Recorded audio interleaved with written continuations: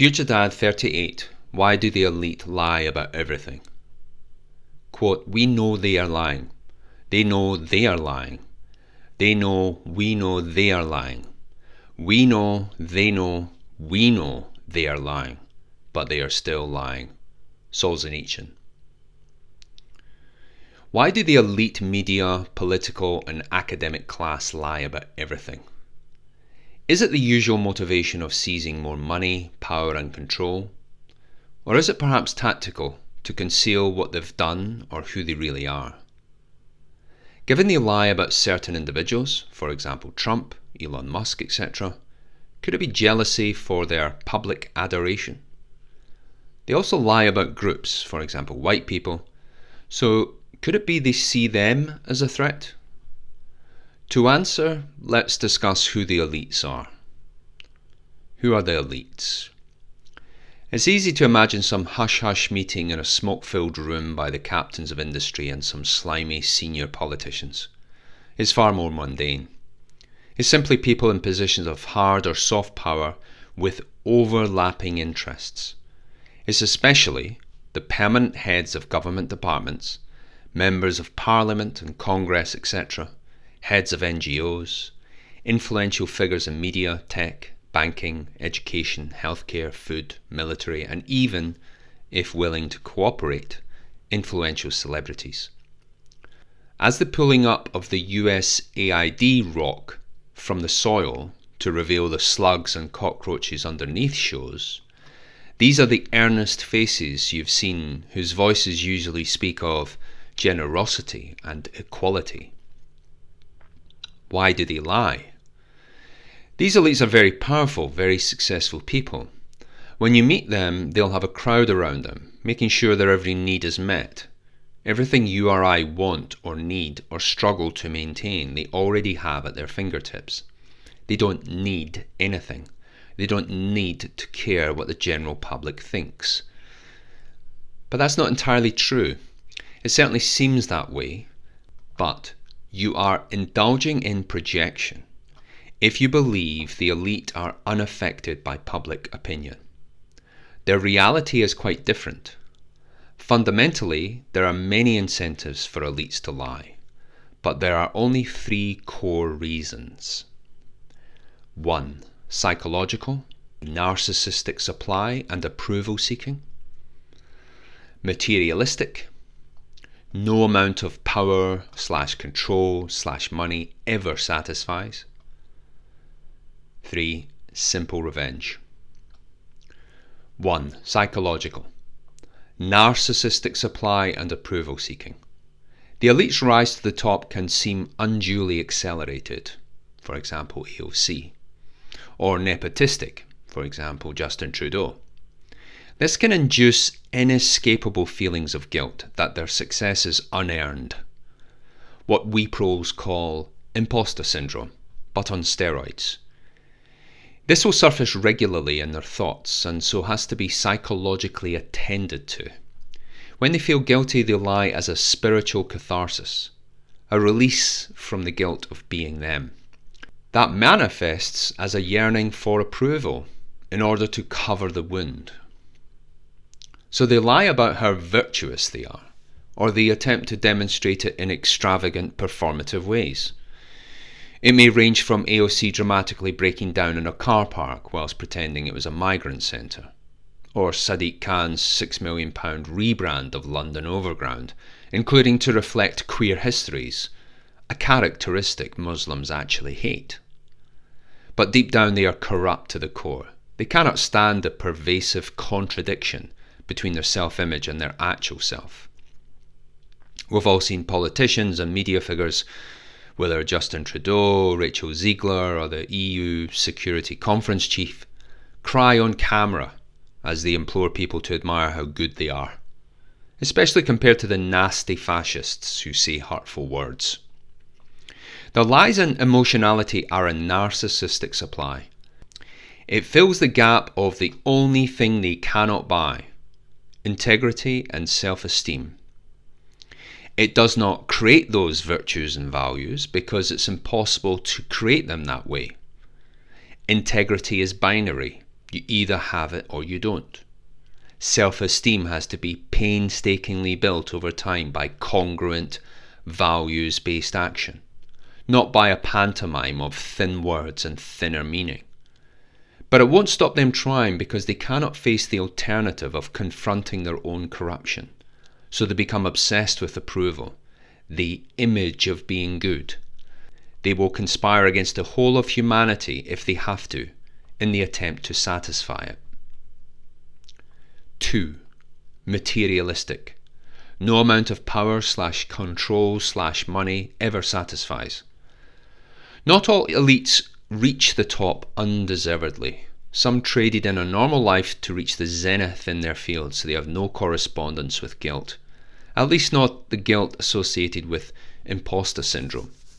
This category of elites are the ones who unapologetically lie for even more money and power. So why does this segment of the rich and powerful lie when they don't need to?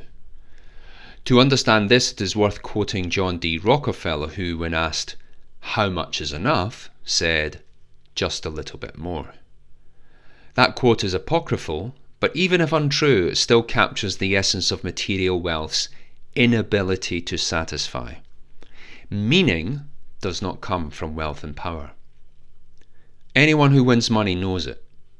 They will play the same lottery the next day. Anyone who has a pay rise knows it.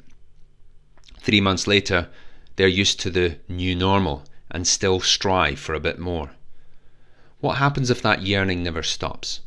What happens if you are pragmatic turned morally corrupt?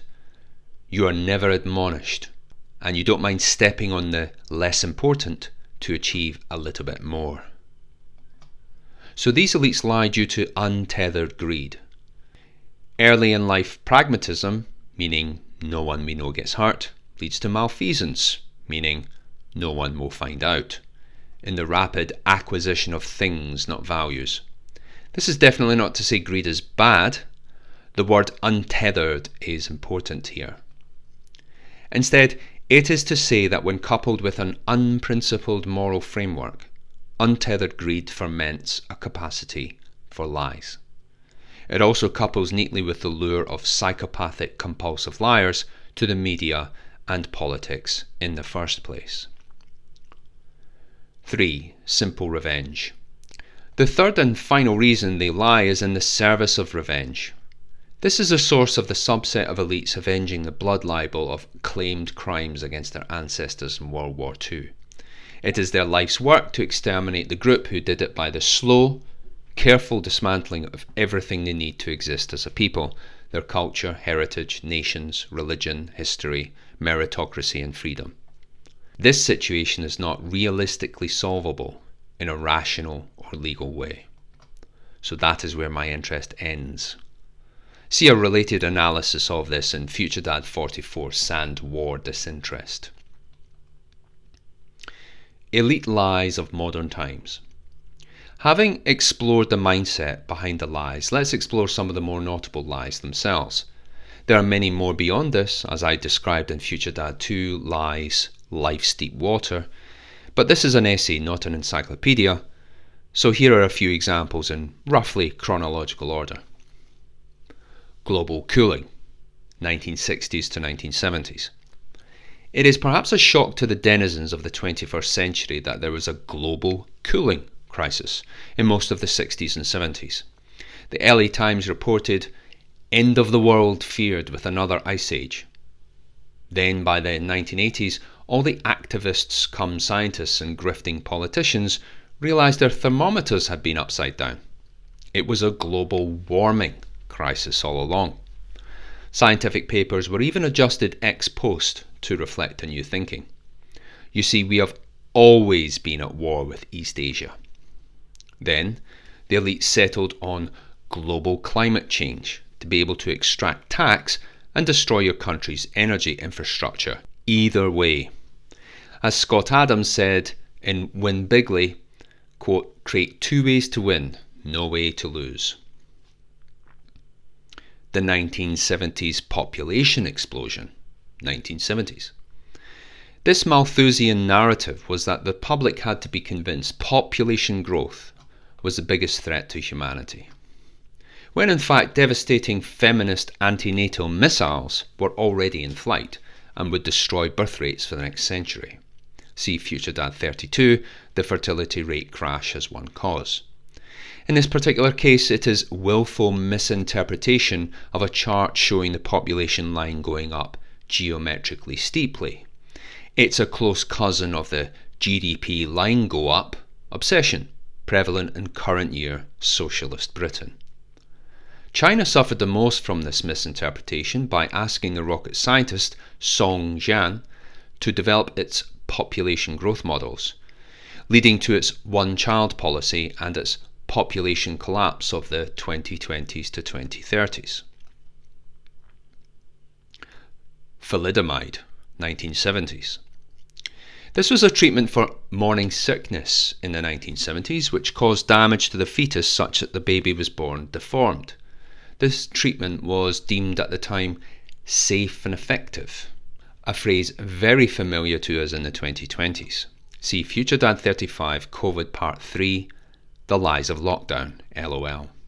It introduces a now familiar category of coordinated expert malfeasance.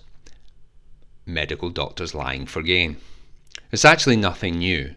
Once upon a time it was, quote, 20,000 doctors agree that Lucky Strike cigarettes are the best. Food pyramid, 1970s to 2000s. This is a diagram by which conventionally people are advised to eat as much as 11 servings of bread, rice and pasta a day and only 2 of meat, poultry, eggs, etc. It had its origins in the grain surplus of the 1970s. This led to elites in the USDA heavily promoting the necessity of grain to the public. It was half of the food wheel, and then it became a pyramid. The food pyramid continues to this day. This has special significance for me. It started me on my red pill journey. It was the first major commonly accepted knowledge that I discovered was a lie, thanks to the Atkins low-carb diet. Live Aid, 1980s.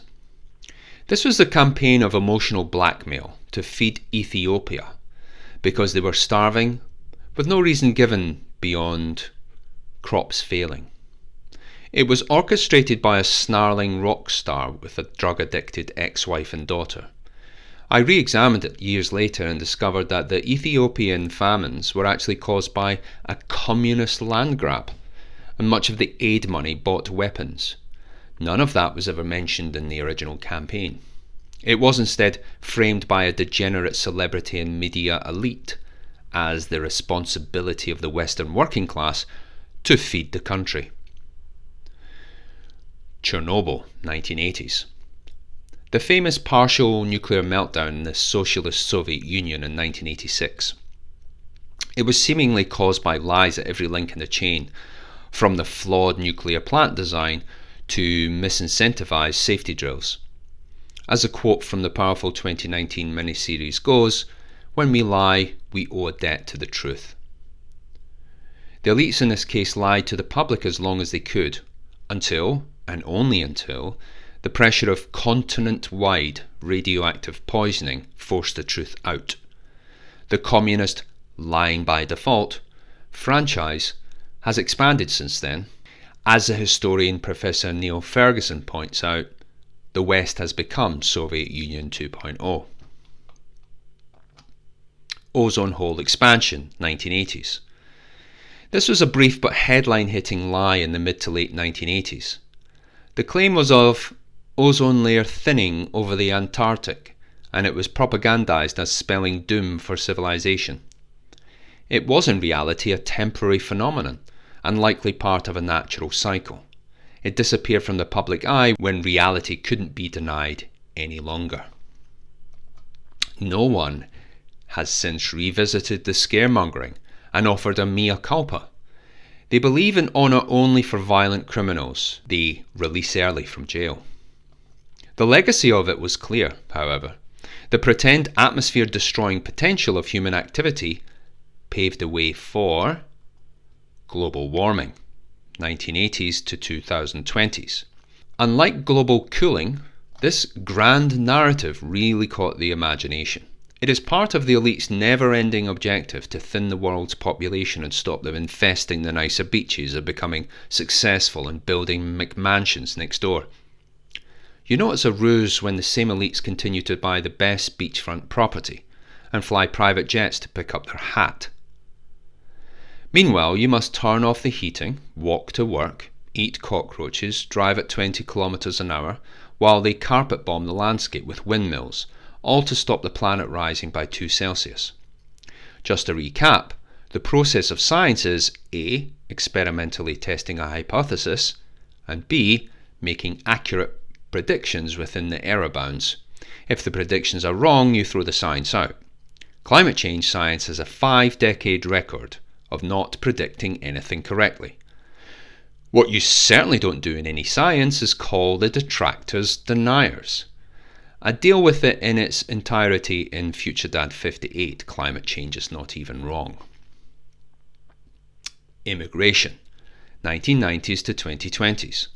I cover this extensively in FutureDad 33, How and Why the UK Will Collapse, and FutureDad 57, Mass Immigration is Worse Than War. Everyone's favourite genocidal war criminal, Tony Blair's Labour Party, kicked it off in the UK with the establishment of membership of the ECHR and HRA. It has meant even the subsequent Brexit result 2 decades later wouldn't derail it. Immigration changed from a few tens of thousands a year to 1 million net, under both Labour and Tories. What was the lie?